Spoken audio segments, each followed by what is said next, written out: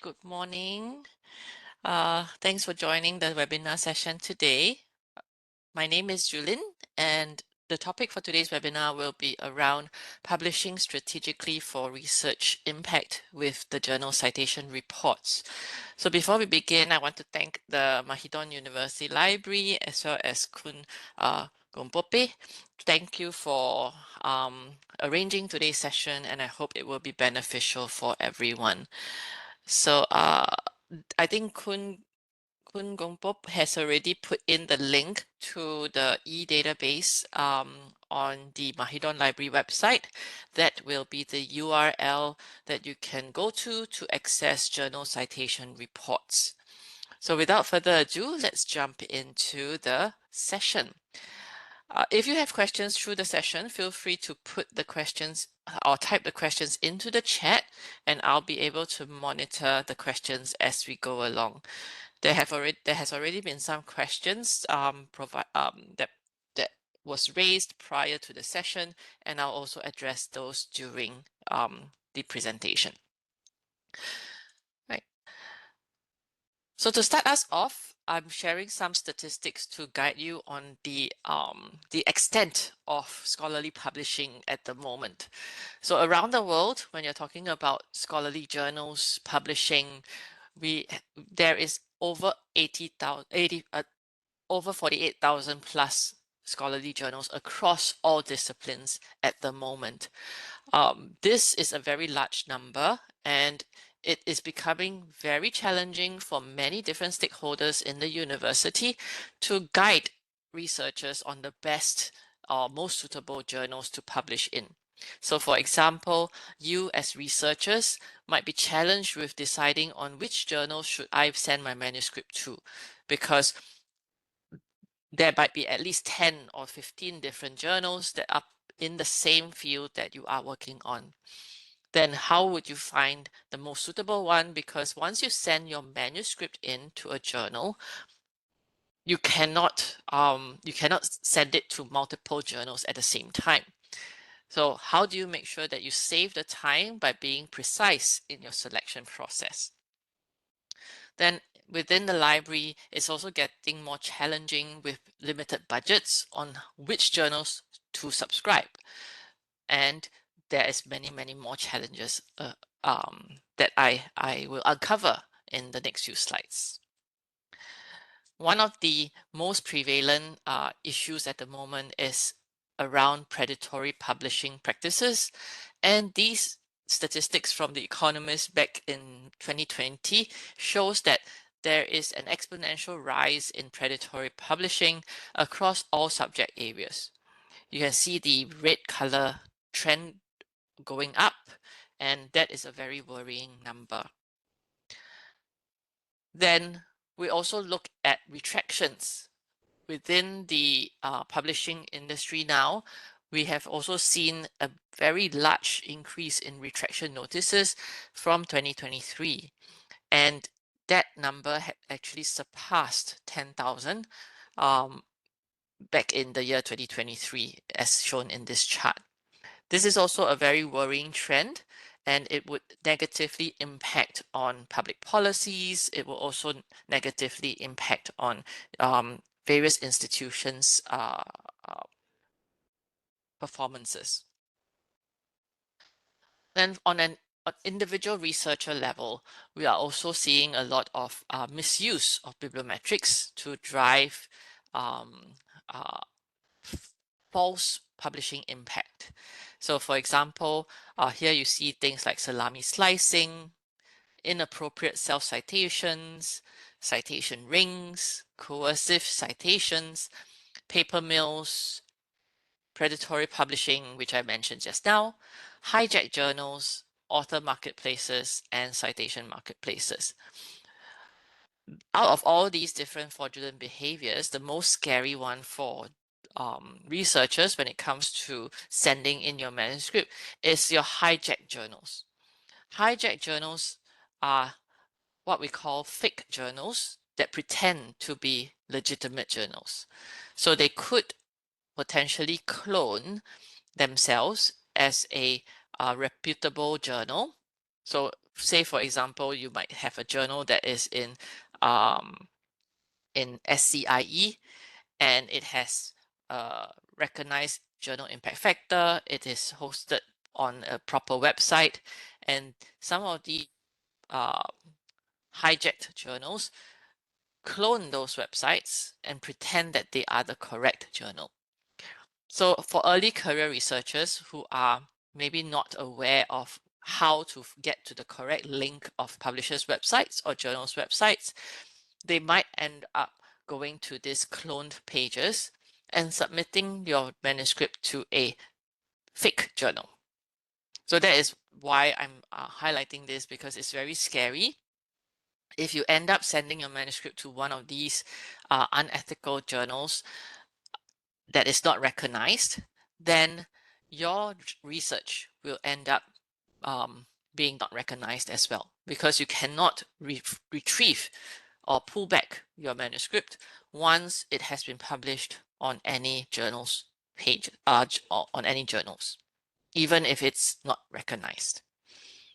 Right? So this is a very, very scary thought, because if you do send, if you do fall prey to these journals, your 6 months, 1 year's research work could go down the drain. So do be aware that these are potential issues that might come up. These are potential fraudulent behaviors that you could see with journals, with publishing, and please be careful when you're submitting your manuscript. So there are many different, I would say, websites around the world at the moment that helps you to probably guide you along on what to look out for to avoid predatory journals. Okay, one such checklist that I've taken from thinkchecksubmit.org is here on this screen. So they would tell you what to ask yourself before you send in your manuscript. So for example, do you or your colleagues know the journal? So is the journal has any of your colleagues published here before? Have they verified that this journal is real? Okay, just ask around. Then next, can you easily identify and contact the publisher? So more and more so now, we have many different types of publishers. You have the major publishers, or the I would say large publishers like Wiley, Springer Nature, and so on. But we are also seeing a lot more university press journals that are coming up. These university press journals are sometimes hosted on maybe third-party publisher websites. All right, just make sure to check that there is a contact person for that journal. So make sure that you know who the exact publisher is. Make sure you know who you can contact if you want to reach the publisher. Then is the journal clear about the type of peer review it uses? In the past, the most common types of peer reviews would be things like this double-blind peer review or the single-blind peer review. Now there is another type of peer review called open peer review. So make sure that the journal has declared what form or what type of peer review it uses, and also what's the process of that peer review. Okay.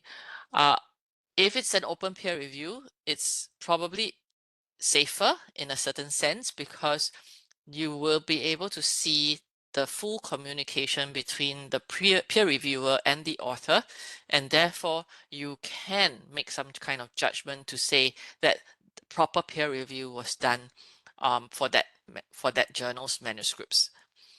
Alternatively, if you want to check for proof of peer review, then you would also look at potentially the date of acceptance, date of review, date of final edit, and then final published date on each manuscript on that journal.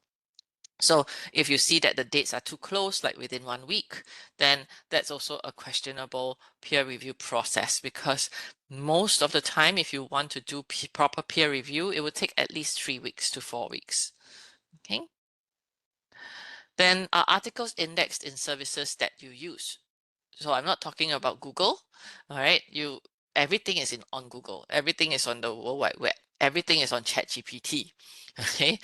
What I'm talking about is whether the database that you're searching articles on has done some kind of curation on checking that they are indexing trusted sources.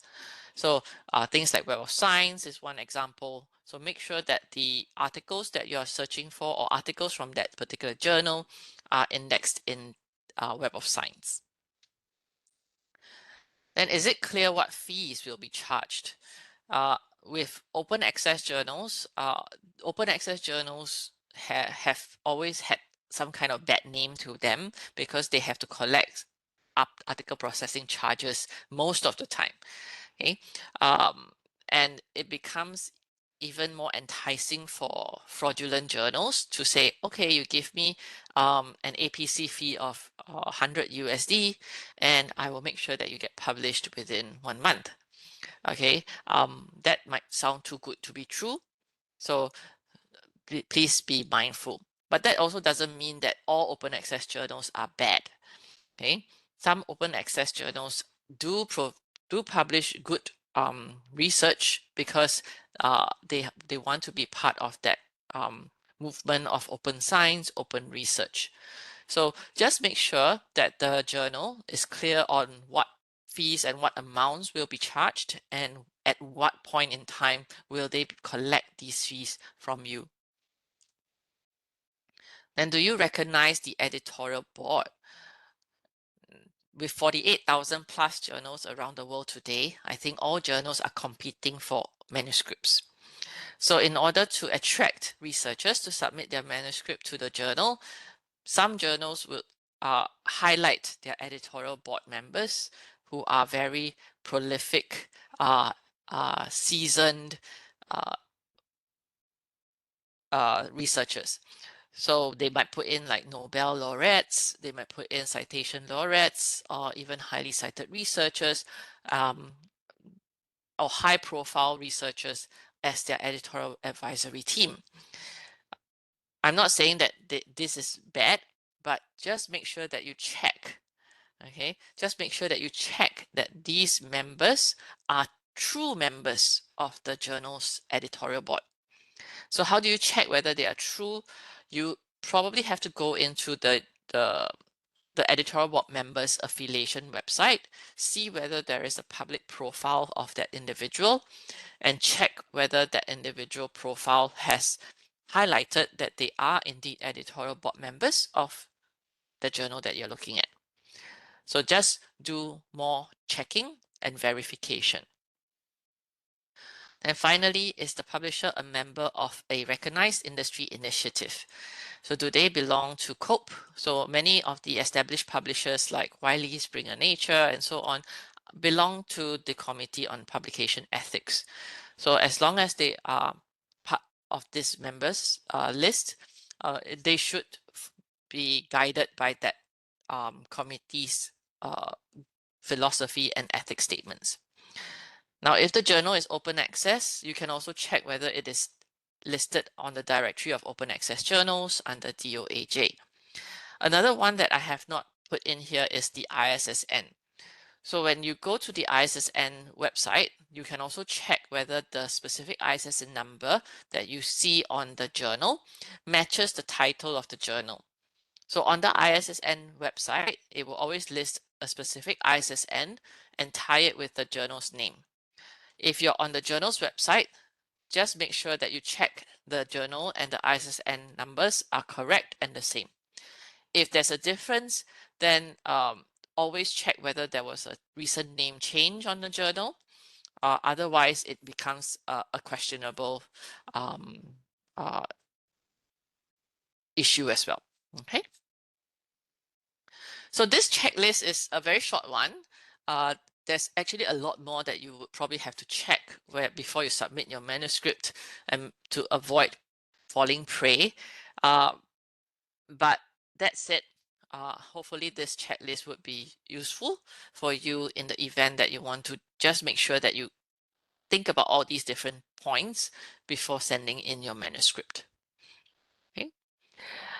Then If you do not have time, I think a lot of researchers are time poor, so you don't have time to probably do all these checking by yourself. You might want to think about the resources that your library has subscribed. So for example, the Web of Science is a database that has been curated before any content can be indexed into the core collection. So in Web of Science, we don't index everything under the sun. We do a selection process, and the journals have to be evaluated with these 24 criteria before they can be included into the Web of Science core collection. So things like checking ISSN, presence of peer review policy, ethics statements, editorial affiliations, evidence of peer review, uh, and many others are similar to the checklist that I showed you earlier on. So for Web of Science, we have done a very comprehensive check of the journals before they can be included. So this saves you a lot of time to identify the trusted sources that you can send your research paper to. So how do you keep track of what is indexed in Web of Science? Because almost monthly, we have new journals included into the Web of Science core collection. So the first place that you should always check if you are just identifying journals that are indexed in Web of Science, the first place is the master journal list. All right. So the master journal list is a free website hosted by Clarivate that would show you all the journals that are currently hosted on the Web of Science. In this page, you can do a quick search for the journal, and if it is available, it will show you which index it is under. We also have a download section to show you things like title changes or journals that have been removed from Web of Science. So if you previously saw a journal in Web of Science before, but now it's no longer there, you can actually check these change documents to make sure that those journals are indeed removed and for what reason. So the spreadsheet that you can download from this website is here. You can download this monthly, and there is a legend at the top to guide you on what these changes are. So you can see here for one particular month, we have these new journals that have been included and accepted into the Web of Science. And we have also removed certain journals, and the reasons are highlighted here. Okay. We also have something called the on hold flag on the master journal list. So if you do see this on hold flag in your search, just take note that the journal has been flagged to be re-evaluated. So it means that somebody has highlighted some challenging behavior in the journal, so we are re-evaluating them. If after evaluation, the journal continues to maintain our quality standards, they will continue to be in Web of Science. Otherwise, they will be removed from the Web of Science.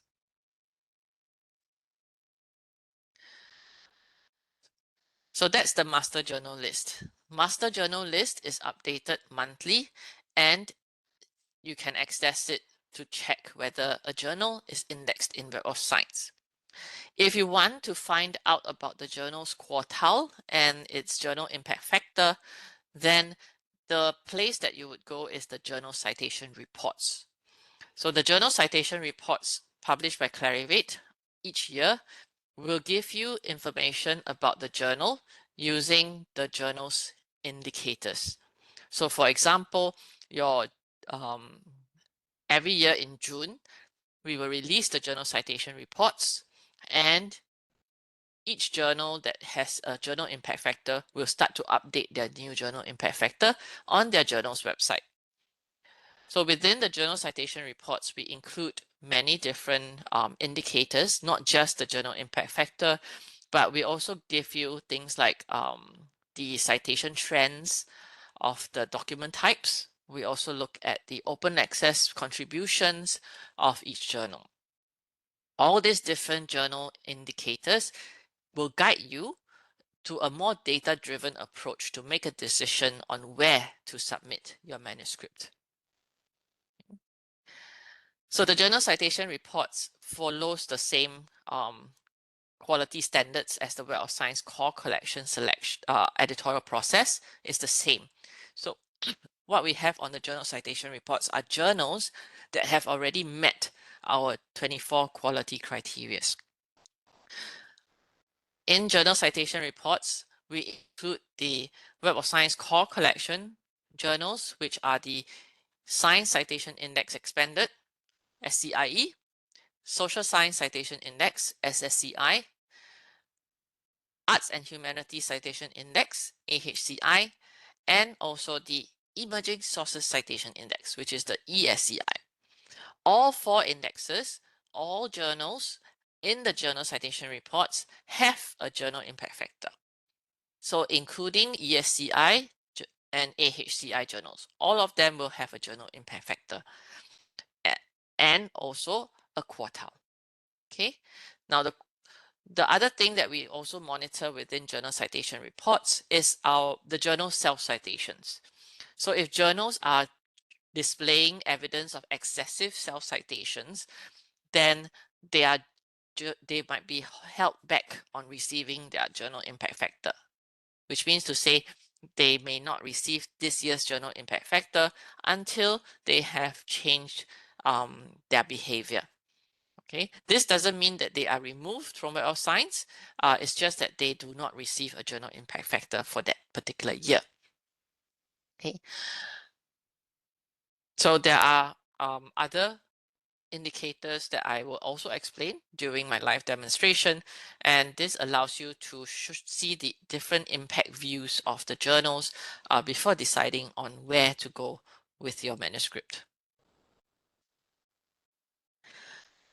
Now, the journal impact factor is one of the many indicators that we have within JCR. And one such metric that can be used together with the journal impact factor is the journal citation indicator. So the JCI is something that we introduced back in 2021. And this allows you to see the overall impact of the articles published in that journal over a larger period of time. Okay, so if you see this formula, the journal impact factor only takes into considerations citations from a specific year, so only 1 year's citation. Whereas for the JCI, we are looking at citations across 4 years. And this will then allow for a more consistent approach in looking at the overall performance of that journal. Later on, I will demonstrate how you can use these two indicators together to decide on which journal is potentially more impactful and gives you a better chance of a higher citation count. Okay.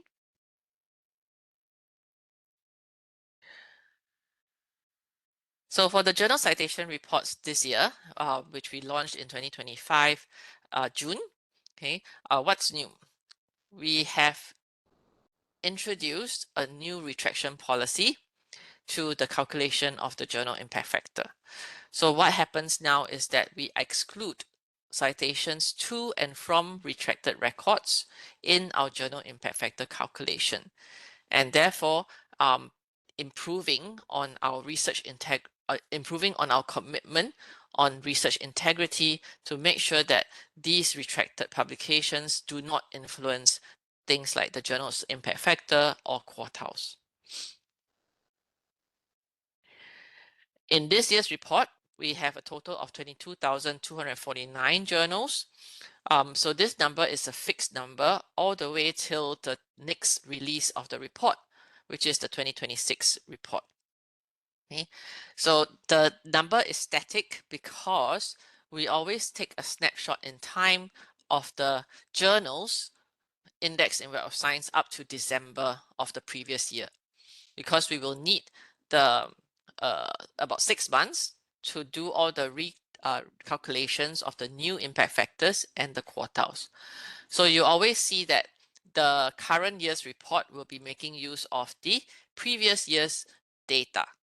So for example, if journals were indexed in 2025 January onwards, then those journals will only receive their journal impact factor in 2026 in the next report.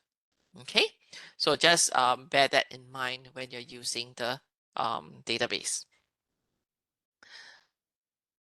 Okay, now I won't go through this next two slides, but essentially the next two slides will explain to you the changes of our calculation of the journal impact factor this year. We have removed the citations from retracted or withdrawn publications, and also removed the citations to retracted and withdrawn publications. So this would this would probably affect only a small number of journals impact factor, because if the volume of the research of the journal is very high, this small changes of, let's say, 2 citations from the retracted publications will not influence the GIF at all. Okay, but for some journals that have a very small volume and small citations, then these changes might affect its GIF. So just be aware that these are the changes in this current year's report. Okay. We have many different ways of integrating the journal citation reports data into the systems. So for example, if you are using Web of Science, I think currently Web of Science is not available for Mahidol, but in the event that you do in future, you can see the journal impact factor and quartiles within the Web of Science interface. I think Mahidol is also a subscriber for ProQuest platforms, and if you see the journals in ProQuest, it will also show the journal citation reports indicators on ProQuest platform, as well as ELMA. If you need to integrate the journals metrics with your internal systems and so on, we also have the journals API that's available, but I don't think currently Mahidol is subscribing to that. Okay. All right, so let me go to the live platform to show you and explain some useful indicators to look at that you can consider when you are evaluating journals for your own manuscript. Okay, so once you have followed Poon Gongpop's link to the e-database website on Mahidol library website, then you would see that you can access journal citation reports like this. If you want to find the master journal list, it should be listed on the products on the top right, and you can link to master journal list. Okay, so I'll start with master journal list first. So this is what the master journal list looks like. If you want to check whether a journal is indexed in Web of Science only, so that means you don't need to see its journal impact factor and quartile. Okay, you can just simply type in the journal's name and search. Okay, and make sure that you set the filter to the core collection, SCIE, SSCI, AHCI, and ESCI. There are no journals that are named Environment Behavior Proceedings at the moment in the core collection, so there's no results. It will just show you journals relevant to this search that you have done. Okay. On the other hand, if you are searching for something that is already indexed in Web of Science, it should look something like this. Okay, so it will say that an exact match was found, and this is the journal, and it is indexed in the core collection under SCIE. From here, you can click to view the profile.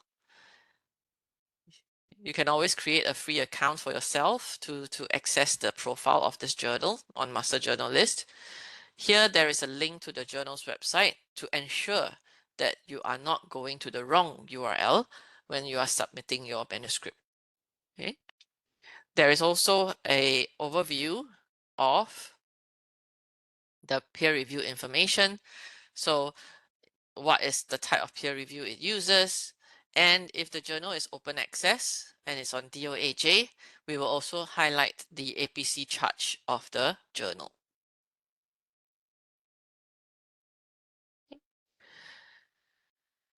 So this is how you search for the journals on master journal list. If you want to see the changes in the latest month, you can go to the download section. There is a monthly change archive. Here you can see each year's change. So there's the 2023 changes, 2024 change, and the latest one is the November change. So you can download that, and it's an Excel spreadsheet where you can see what has been newly accepted into Web of Science. Okay, and also what has been removed. All right. Okay, so that's the master journal list. Let me see if there's any questions about the master journal list here. No. Okay, but okay, so I think there is a question previously before the session started. Journal citation indicator, is it the same as Scimago's journal ranking? It is different. It's totally different because the journal citation indicator, which I mentioned in my slides, is a metric from the Web of Science, from the journal citation reports. It makes use of the journal's citation impact to measure whether it is performing above average or below average in its citation. So the journal citation indicator, later on in my demonstration, you will see is not a rank at all. It's a pure metric number. Okay, so that's why it is different. Scimago is also a separate entity from Clarivate. It doesn't belong to us. So whatever calculations that were available on Scimago is not something that we can guarantee. It's the same as what we have on our website. Okay. All right. So let's go into the journal citation reports. Once you have accessed the platform, it should look something like this. You can just do a quick search for journal name, ISSN, subject category, publisher name or country, okay, in this quick search. I'm going to search for the journal.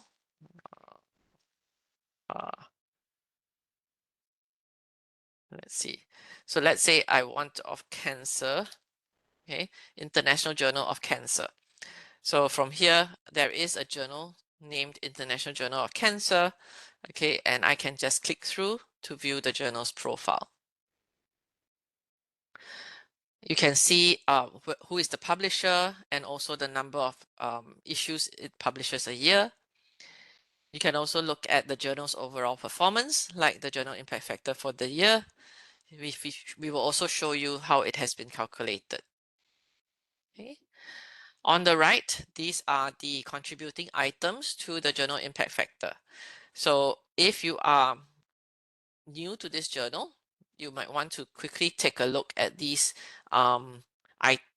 articles that were published in this journal to guide you on the correct scope and aim of that journal, aims and scopes of the journal.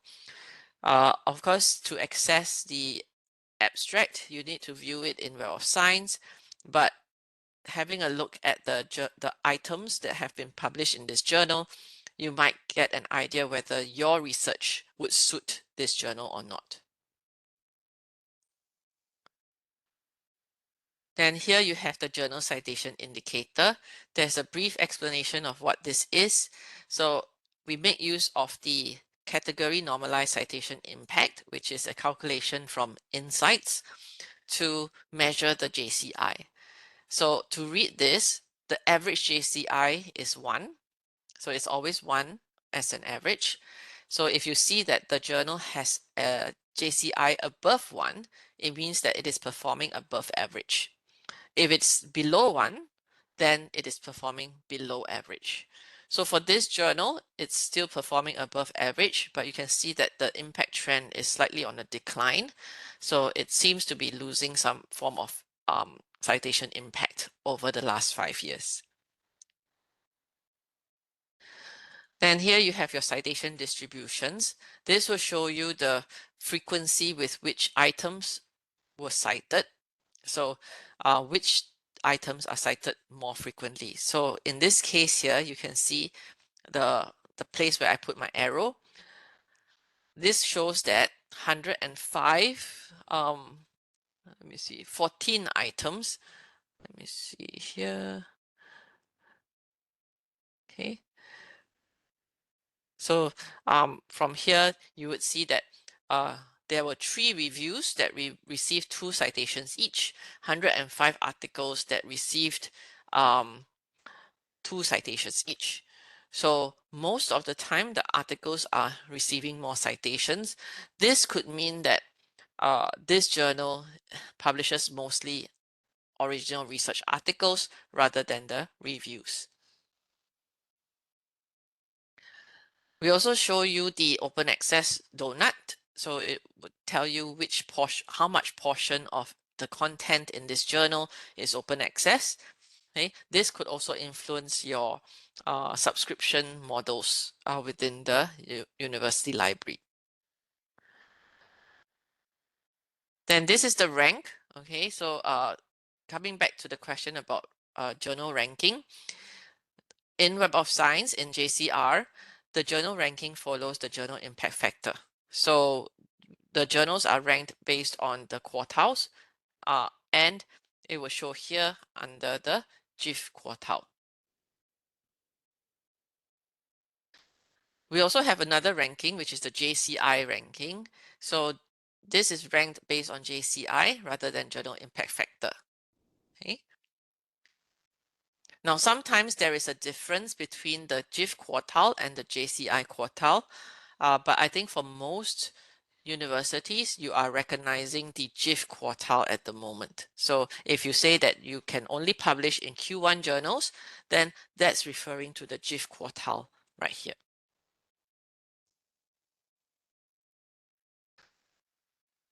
Then we also have the things like cited half-life, citing half-life. These indicators can be quite useful to show you the longevity of journals receiving citations, articles receiving citations. So the cited half-life of 9.5 years means that documents published 9.5 years ago in this journal is still receiving citations this year in this report. So potentially your manuscript, once you publish in this journal, could receive a citation for 9 years. Okay, it's just a guideline to guide you along on seeing whether you have longevity in receiving the citations. Then we have the journal citation relationships. Okay, this is a very useful section to see if, for example, you submitted your journal to International Journal of Cancer and you were rejected. Okay? If you were rejected by the journal, you might want to look for alternatives to publish in, and you can go to these different journals to try to submit your manuscript. Why am I showing you this list is because these journals have a citation relationship with the original one that you were submitting to. So it would show that potentially they are quite close in terms of their aims and scopes, and therefore good alternatives to start with. Then if you scroll down, you would see this source data, which is quite important. Okay, this would show you the citable items in the report. So in JCR, we only use articles and reviews as citable items. So citable items equals to articles plus reviews. So for this journal, there are a total of 415 citable items, out of which 384 of them are articles. Only 31 of them are reviews. So what this means is that most of the manuscript types in this journal is a review is an article, original article.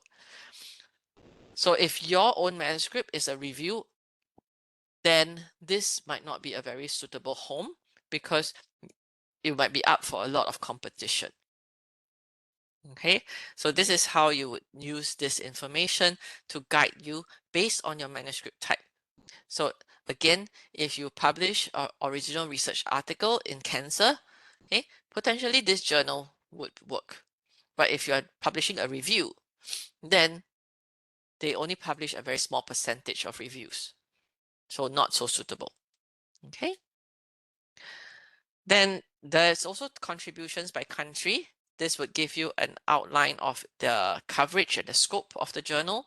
So which regions are contributing most to this journal itself.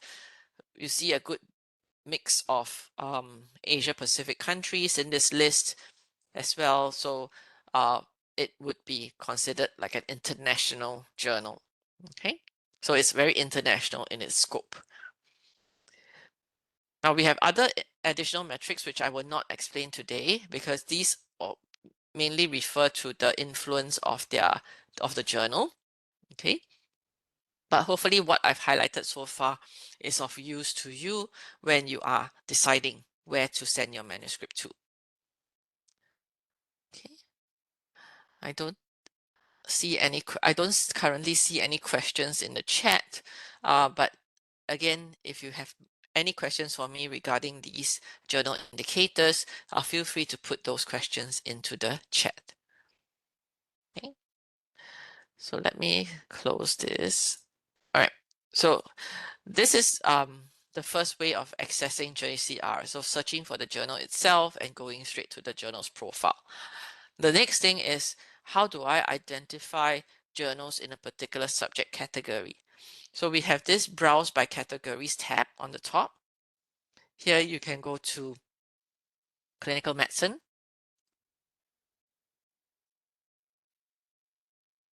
Okay. And if you are working in, let's say, infectious diseases or immunology, okay, you can click on these and it will show you the number of journals in that subject area. So for infectious diseases, we have 137 journals in total. So you can click through to view the 137. And by default, you would see the journal's impact factor, the quartile, and the JCI. You can add the additional indicators by clicking on the customize link. So for example, some of the useful ones are percentage of articles in citable items, which I will add here. Okay, and explain how you use them. If you want to sort this list by quartile, then you click on the GIF arrow, and because it was sort by journal impact factor, it will also automatically be based on quartile. So from this list, you can see that there are all these Q1 journals. Some of these journals are currently in ESCI. Okay, you would notice that even though it is in ESCI, it is still a Q1 journal overall. Okay, so what has happened over the last 2 years is that we now have quartiles and impact factors for ESCI as well. So because of this, the quartiles have also been introduced to ESCI, and these would also show you that these journals are potentially a Q1 journal in Web of Science. But some institutions are still not recognizing ESCI, but because in the past, we did not give ESCI journals a quartile, but now we have. So hopefully more institutions can recognize these journals as well. The reason why this journal is not progressing to SCIE is because currently we have halted all re-evaluations of journals for inclusion to SCIE. Okay, because we are prioritizing research integrity to make sure that we are not including predatory journals in Web of Science. So that's why we have halted the progression of ESCI journals to SCIE at the moment. Okay. Now, how do you use the GIF and JCI together? All right, so just take a look at examples here. So Journal of Infection has a GIF of 11.9. Let's compare this with Clinical and Microbiology and Infection. This has a lower impact factor compared to Journal of Infection, but JCI is higher for clinical microbiology and infection. So that means over time, this has a more consistent high performance for impact. So if these two journals are fairly similar in the aims and scopes, and I can submit to both, then why not select the one that has a potential of a higher impact? So I might choose clinical microbiology and infection. Okay. Then the other thing that you might want to consider is the percentage of articles in their citable items. So remember, citable items equals to articles plus reviews. So in this Journal of Infection, 85% of their citable items are original research articles. So that means out of 100 citable items, 85 of them are articles. Only 15% of them are reviews. Whereas for clinical microbiology and infection, 66% of them are articles and 34% of them are reviews. So if I were to be publishing a reviews manuscript, then maybe this would give me a better chance of publication. Okay, so you can use this to guide you on your decision making. So from this list, you can also further filter the result set based on all these different filter options. Okay, sometimes you might want to see whether they are open access. So there's a DOAJ open access filter. Okay, there's also a quartile filter and GIF percentile range filter as well. Okay. If you want to export this list for reference, you can just quickly click on export, and you can export in CSV or Excel. Just take note that the export limit is the first 600 lines of each screen. So just make sure, I think if you filter this by subject categories, it should not use up that limit. Okay. All right, so that's the categories. Then if you want to browse by publishers, we have them. So if you want to see which journals we have for each publisher, they can be shown here. We also have countries and regions. So I think for Thailand, we do definitely have some journals from Thailand. Okay. So there are 25 journals from Thailand. And these are the ones. Okay. Right. We have some features that might be useful for you as well. So things like selecting the journals. So you can select up to 50 journals to add to favorites. So there's a favorites list. You can also compare up to 4 journals side by side by selecting them. Okay, and then you click on compare. Now, the other option for you to select a journal is if you have already got a manuscript ready, you can use this option to match your manuscript to a journal. Okay. So match my manuscript. It takes you to the master journal list, and here you put in the title of your manuscript and the abstract. Don't worry, we don't keep the history of the search in here, so your research work is kept confidential. The only thing is that we use this your abstract and your title to match your manuscript to suitable journals. So let me just find an example to show you how this works. Okay, I'll be going to Web of Science to look for this. Okay. Okay, so I'm going to pick one of the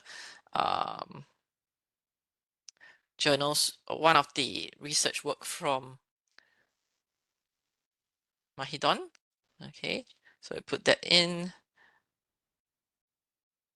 and put in the abstract.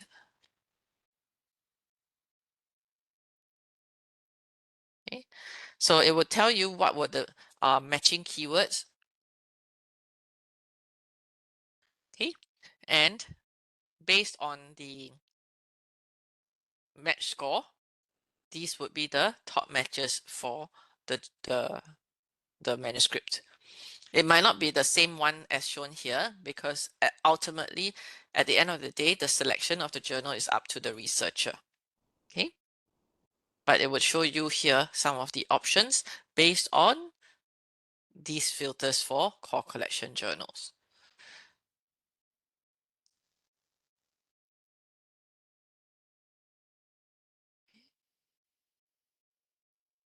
So here, the top match is your BMJ Open, and you can also see the details of the open access information. What is the APC fee? It will also show you the preprints information, peer review information, and so on. Okay, right. So that's the journal citation reports. We do have a couple of minutes left for the session. If there's any questions you might have now for the last few minutes, feel free to raise them with me. I'm not sure whether you can unmute your microphones to ask, but if you do have questions, you want to type that in right now, I can answer them before we close.